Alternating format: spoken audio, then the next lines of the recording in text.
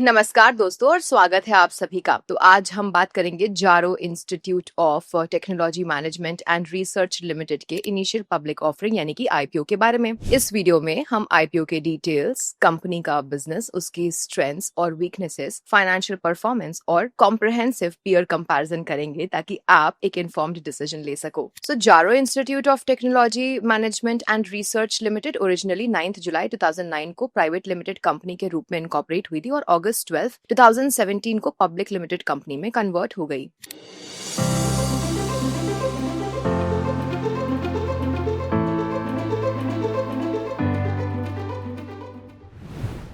आगे बढ़ते हैं आईपीओ डिटेल्स की ओर। तो दोस्तों, जारो इंस्टीट्यूट लिमिटेड का आईपीओ एक फ्रेश इशू और ऑफर फॉर सेल का कॉम्बिनेशन है। कंपनी इस इशू से टोटल 450 करोड़ रुपीस तक रेस करने का प्लान कर रही है। फ्रेश इशू से कंपनी 170 करोड़ रुपीस तक रेस करने का प्लान कर रही है। Offer for sale 280 crore rupees का होगा, जो कि promoter selling shareholder Sanjay Namdeo Salunkhe द्वारा ऑफर किया जा रहा है। कंपनी को ओएफएस से कोई भी प्रोसीड्स नहीं मिलेंगे। फेस वैल्यू 10 रुपीस पर इक्विटी शेयर है। ये आईपीओ 23 सितंबर 2025 को ओपन होगा, 25 सितंबर 2025 को क्लोज हो जाएगा। प्राइस बैंड 846 रुपीस से 890 रुपीस पर शेयर रखा गया है। लॉट साइज 16 शेयर्स है। इस हिसाब से एक रिटेल इन्वेस्टर के लिए मिनिमम इन्वेस्टमेंट कुछ इस तरीके से होगा। सो लोअर प्राइस बैंड 846 रुपीस पर 13,536 रुपीस, अपर प्राइस बैंड 890 रुपीस पर 14,240 रुपीस। सितंबर 26, 2025 को शेयर्स की अलॉटमेंट होगी। सितंबर 29 को शेयर्स डीमैट अकाउंट में क्रेडिट होंगे या फिर रिफंड्स इनिशिएट होंगे। सितंबर 30 को शेयर्स की लिस्टिंग होने की उम्मीद है। फ्रेश इशू से आने वाले फंड्स का इस्तेमाल कंपनी कुछ इस तरीके से करेगी।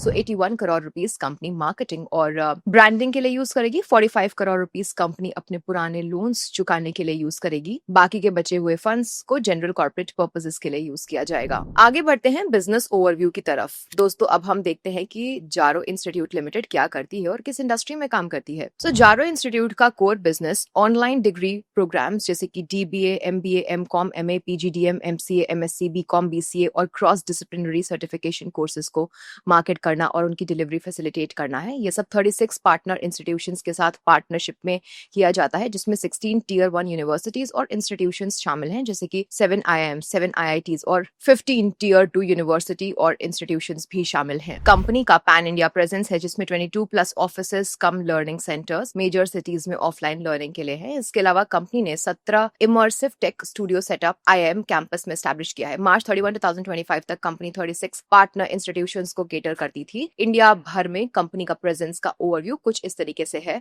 आगे बढ़ते हैं इंडस्ट्री ओवरव्यू की तरफ। एज ऑफ अप्रैल 2024, इंडिया दुनिया का सबसे ज्यादा पॉपुलेटेड कंट्री है, जहां 144 करोड़ लोग रहते हैं, जो कि दुनिया की टोटल पॉपुलेशन का लगभग 1/6 है। इंडिया में 68% पॉपुलेशन 15 से 65 ईयर्स के बीच है और 25% पॉपुलेशन 15 साल से कम एज की है। अगर कंपेयर करें तो चाइना में 69% पॉपुलेशन 15 टू 65 ईयर्स के बीच और 17% 15 साल से कम की एज है। ये क्लियरली दिखाता है कि इंडिया की यूथ और working age population positive demographics का मेजर ड्राइवर है और इसी वर्किंग एज पॉपुलेशन में से एक बड़ा हिस्सा ऐसा होगा जो कि अपने करियर ग्रोथ के लिए फर्दर एजुकेशन और स्किल डेवलपमेंट परस्यू करेगा। यहाँ पर जारो इंस्टीट्यूट का रोल आता है, जो प्रोफेशनल्स को इंडस्ट्री रेलेवेंट प्रोग्राम्स और एडवांस्ड लर्निंग अपॉर्चुनिटीज देकर उनकी करियर ट्रैजेक्टरी को नेक्स्ट लेवल पर ले जाता है। आगे बढ़ते हैं स्ट्रेंथ्स की ओर। अब हम बात करते हैं जारो इंस्टीट्यूट लिमिटेड के कुछ मेजर स्ट्रेंथ्स की, जो कि इस कंपनी को कंपटीशन से आगे रखता है। सबसे पहली है strong brand image and pan India presence.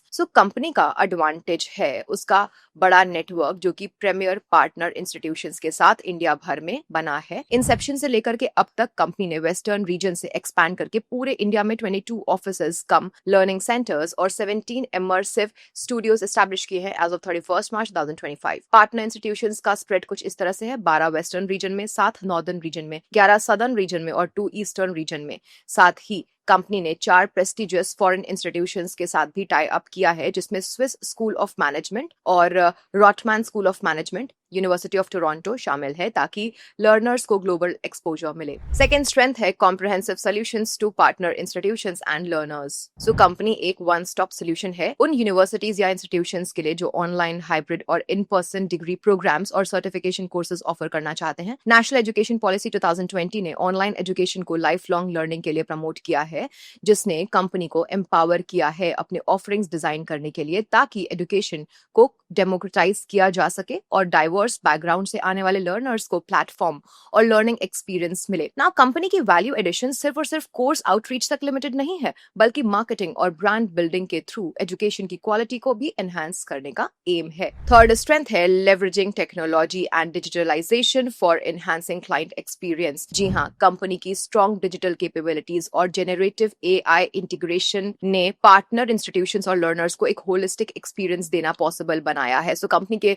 3 LMSs user friendly interface provide करते हैं, जहां पर लर्नर्स इजिली एनरोल कर सकते हैं और इंटरैक्टिव एलिमेंट्स एंजॉय कर सकते हैं, चाहे वो कहीं भी हो। जेनरेटिव एआई का यूज करके कंपनी इंडस्ट्री रिपोर्ट्स और डिस्कशंस एनालाइज करती है ताकि इमर्जिंग ट्रेंड्स समझ सके और उनके हिसाब से ऑफरिंग्स और मार्केटिंग कैंपेन्स टेलर कर सके। कंपनी ने असिस्ट टू पाथ टेक यानी कि स्ट्राइड अहेड टूल्स लॉन्च किए हैं, जिसमें अपस्किलिंग ROI कैलकुलेटर और जारो स्किल कैलकुलेटर शामिल है, जो कि लर्नर्स को पर्सनलाइज्ड करियर इनसाइट्स और अपस्किलिंग इंपैक्ट समझने में मदद करता है। वेबसाइट पर AI पावर्ड चैटबॉट भी है, जो कि रियल टाइम सपोर्ट देता है, क्वेरीज का रिस्पॉन्स टाइम रिड्यूस करता है और लीड जनरेशन इंप्रूव करता है। फोर्थ है experienced senior management team with deep industry expertise. So company के सीनियर मैनेजमेंट टीम क्वालिफाइड और सीजन्ड प्रोफेशनल्स से बना है, जिनके पास एवरेज 16+ इयर्स का एक्सपीरियंस है across different sectors. Senior management team में अलग अलग फंक्शंस के एक्सपर्ट्स शामिल हैं और ऐसे प्रोफेशनल्स भी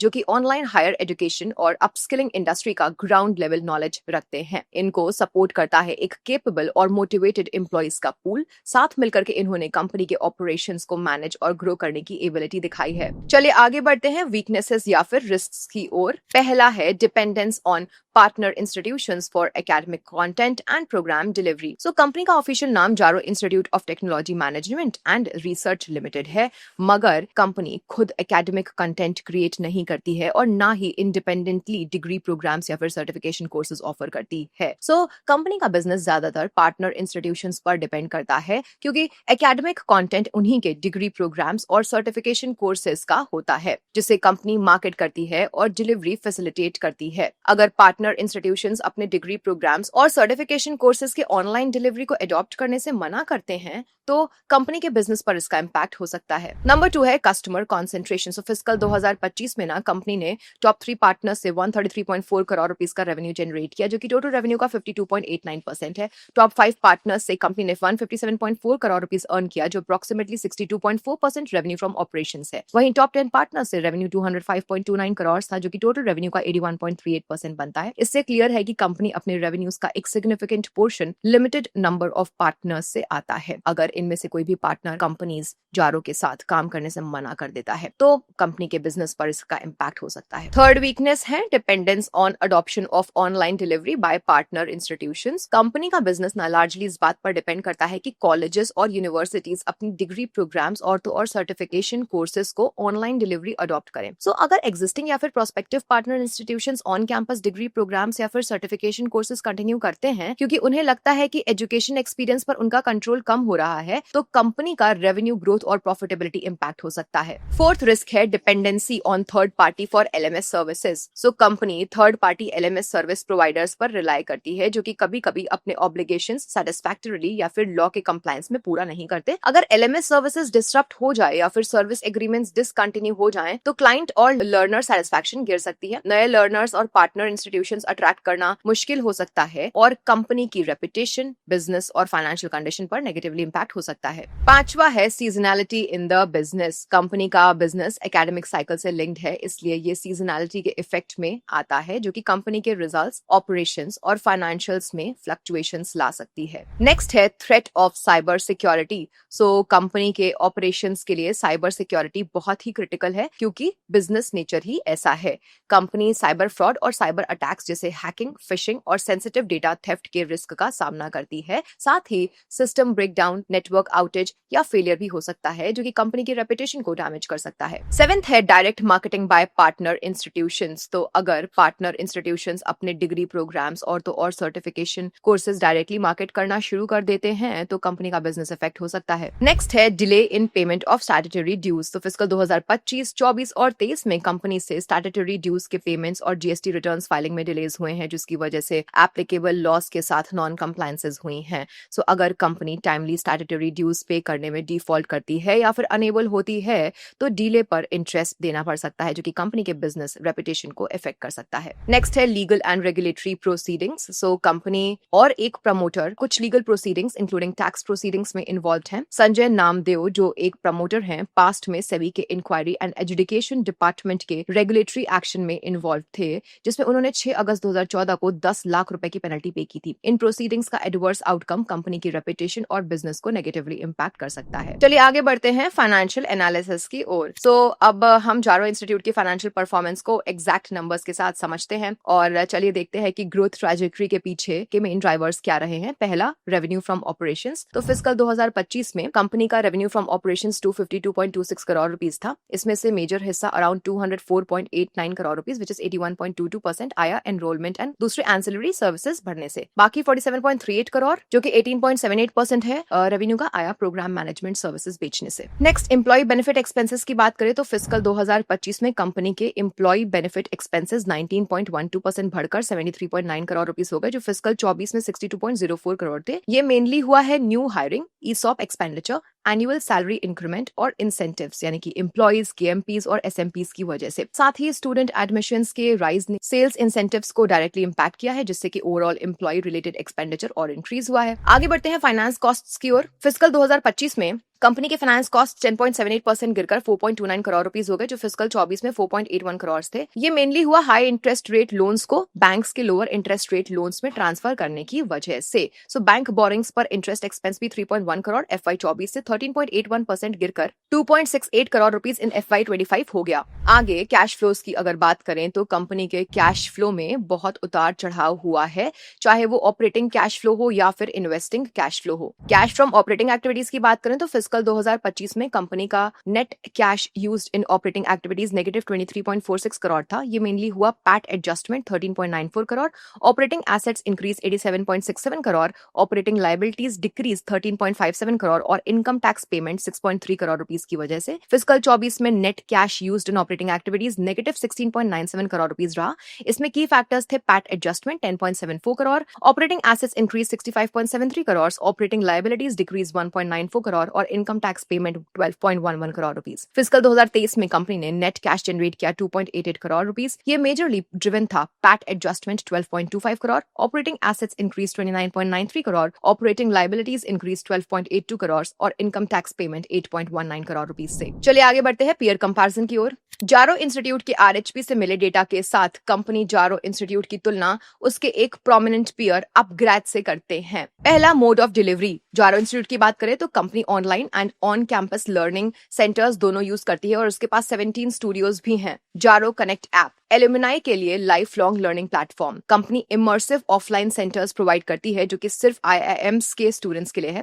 कंपनी ऑन कैंपस स्टूडियोज भी फैसिलिटेट करती है आईआईएम कैंपसेस में लाइव लेक्चर डिलीवरी के लिए। अपग्रेड की बात करें तो कंपनी के पास ऑनलाइन लर्निंग के 37 सेंटर्स हैं। ऑनलाइन लर्निंग कोर्सेज के साथ साथ कंपनी के पास अपने खुद के लर्निंग सेंटर्स भी अवेलेबल हैं। Number 2, partnership and number of offices की बात करें तो जारो इंस्टीट्यूट की अगर बात करें तो कंपनी की आईआईएम के साथ पार्टनरशिप है। कंपनी के पास 22 ऑफिसेज कम लर्निंग सेंटर्स हैं और 17 इमर्सिव हाई टेक स्टूडियोज है जो कि आईआईएम्स के कैंपसेस पर सेटअप है। आगे अपग्रेड की बात करें तो कंपनी के पास 37 ऑफिसेज हैं। कंपनी के partners Harappa, talent edge, degree और सेंटम लर्निंग है। Next, revenue and profitability comparison की बात कर लेते हैं तो जारो एजुकेशन ने FY 24 में 268 कोर्सेज और प्रोग्राम्स ऑफर किए जो कि 36 partner institutions globally tie up में थे।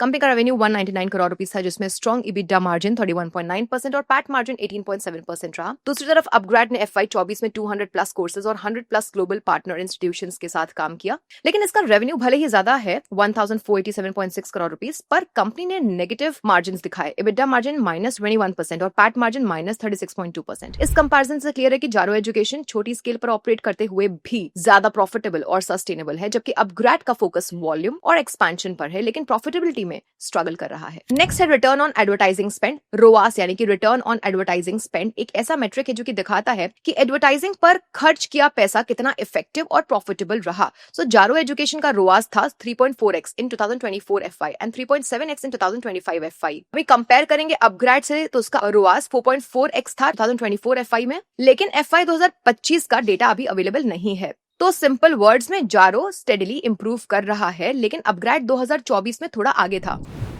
दोस्तों अब हम आ चुके हैं कंक्लूजन पे। तो दोस्तों जारो इंस्टीट्यूट लिमिटेड आईपीओ की कहानी हमने डिटेल में समझ ली है। अब आता है वो मोमेंट जिसका सबको इंतजार था, एक फाइनल वर्डिक्ट समरी। सो जारो इंस्टीट्यूट की सबसे बड़ी स्ट्रेंथ उसकी फाइनेंशियल एफिशिएंसी है, जो कि एक बूटस्ट्रैप्ड और कॉस्ट इफेक्टिव मॉडल से आती है। एफआई 2024 में कंपनी ने अपने पीयर्स के कंपैरिजन में सबसे high consolidated EBITDA margin of 31.9% and PAT margin of 18.7% record किया, जबकि कॉम्पिटिटर्स लॉसेस रिपोर्ट कर रहे थे। वेल ये स्ट्रेंथ सपोर्ट होती है कंपनी के 268 कोर्सेज के पोर्टफोलियो और long term partner institution relationships से, जो कि प्रेडिक्टेबल रेवेन्यू स्ट्रीम्स इंश्योर करते हैं। लेकिन बिजनेस के सामने कुछ मटेरियल रिस्क्स भी हैं। सबसे बड़ा रिस्क है कि कंपनी अपने 36 पार्टनर इंस्टीट्यूशंस पर डिपेंडेंट है एकेडमिक कंटेंट के लिए, क्योंकि जारो खुद से डिग्री प्रोग्राम्स ऑफर नहीं करता है। साथ ही एक और वल्नरेबिलिटी है हाई रेवेन्यू कॉन्सेंट्रेशन, जिसमें टॉप 5 पार्टनर्स FY 25 में लगभग 62.4% रेवेन्यू कंट्रीब्यूट करते हैं। तो दोस्तों एक बार फिर से याद दिला देती हूँ कि ये वीडियो सिर्फ और सिर्फ एजुकेशनल पर्पसेस के लिए ही है और किसी भी तरीके की बाय या फिर सेल रिकमेंडेशन नहीं है। कोई भी इन्वेस्टमेंट डिसीजन लेने से पहले प्लीज अपनी खुद की रिसर्च जरूर कर लीजिए,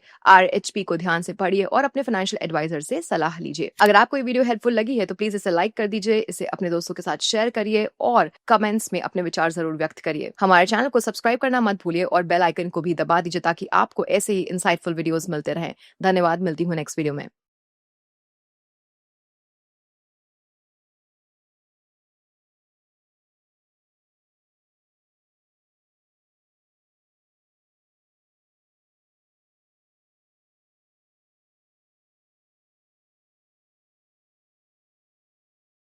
Investment in securities market are subject to market risks. Read all the related documents carefully before investing. Please read the risk disclosure documents carefully before investing in equity shares, derivatives, mutual fund, and or other instruments traded on the stock exchanges.